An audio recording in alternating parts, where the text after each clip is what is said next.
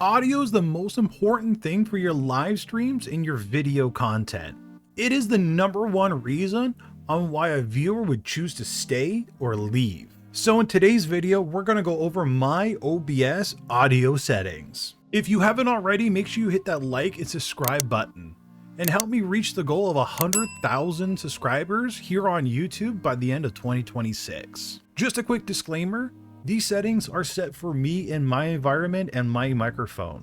These should give you a little bit of a baseline, so you might have to change some settings around to make it work better for you. The first thing we need to do is open up OBS. Great, now I'm assuming that you have your basic OBS set up. If you haven't, make sure you check the description down below for a video that guides you how to do it. First thing we're going to do is under the mic settings, we're going to hit the 3 little dots and we're going to head to filters. The first filter we're going to add is something called a compressor. A compressor is very useful if your source, typically a microphone, is set for a normal level but can sometimes spike much louder, such as an impromptu shouting or getting into a heated discussion. It will automatically lower the source's volume to reduce the likelihood of it peaking over 0 decibels, which can cause clipping and distortion, and then turn it back up once the volume is back to normal level. So this is super useful for people like to rage or kind of yell. To add a compressor, all we're going to do is in the bottom left hand side, click the little plus button and then click on compressor. The settings I use is ratio 3:1, threshold -17.3 decibels, attack 1 milliseconds, release 61 milliseconds, output gain 15.9 decibels. The next filter we're going to add is called the noise suppression filter.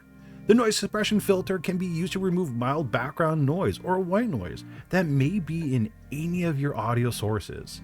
While this is generally not effective in large amounts of background noise, i.e. a loud room, it can be quite effective at reducing things like PC fan noises or other environmental noises, such as ACs or fans. So just like the compressor, what we're going to do is, again, bottom left hand side, click the plus button and then click on noise suppression. Method I'm going to be personally using is good quality. That uses the more CPU usage. And then, let's move on to noise gate. The noise gate filter allows you to cut off all background noises while you're not talking. Select the close threshold above the noise volume and an open threshold slightly below your voice input to get good results. Once again, to add it, plus sign and then add noise gate. My settings is close threshold -28 decibels, open threshold -33 decibels, attack time 25, hold time 200, release time 150 milliseconds. The last and final filter we'll be using is called a limiter. Limiters are used to prevent audio signals from peaking above 0 decibels, which can cause clipping and distortion. A limiter is a special type of compressor with a very fast attack and very high ratio. When using a limiter, it should be the last filter in your chain. The last and final filter, again, plus icon, head over to limiter, and my settings are -26.5 decibels with a 60 millisecond attack time. And just like that, your OBS settings are the same as mine. Again, mileage will vary and you might have to make some adjustments here and there at time.